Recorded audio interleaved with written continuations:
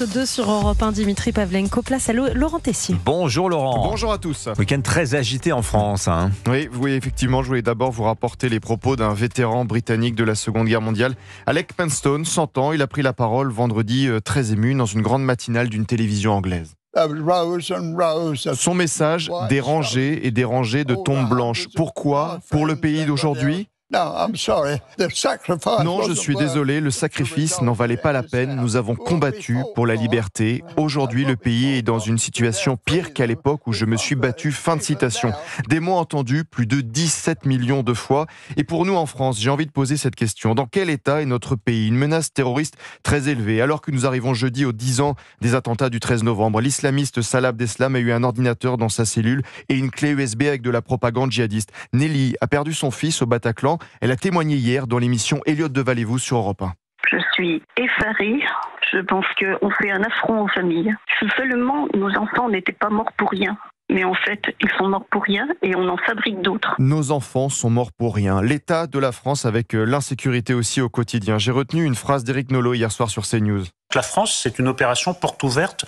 On continue. Les gens font ce qu'ils veulent en France. Et chacun à sa manière, mais vient s'essuyer sur la France comme on s'essuie les pieds sur un paillasson. Oui, les gens font ce qu'ils veulent. Regardez ce week-end, un immeuble a été incendié lors d'un tournage d'un clip de rap à Rieux-la-Pape, près de Lyon.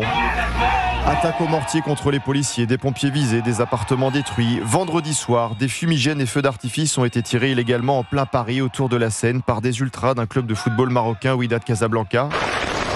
Avec ce message sur le réseau social X, comme Casa, comme Paris, partout où on est chez nous. Des individus qui ne craignent pas la justice. Dans quel état est la France ? Il suffit de voir ce que propose une gauche. L'ancienne ministre socialiste Najat Vallaud-Belkacem, aujourd'hui à la Cour des comptes et payée par vos impôts, veut régulariser 250 000 clandestins.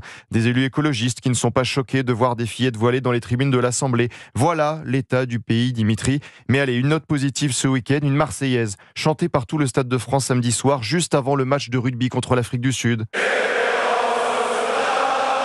Jeudi, match de football France-Ukraine au Parc des Princes, jour des 10 ans des attentats du 13 novembre. Comme le dit Catherine Bertrand, présente au Bataclan en 2015, il faut jouer au foot et chanter le 13 novembre. C'est notre réponse à ceux qui ne voulaient pas de notre mode de vie. Ce match, ce sera un doigt d'honneur au terrorisme.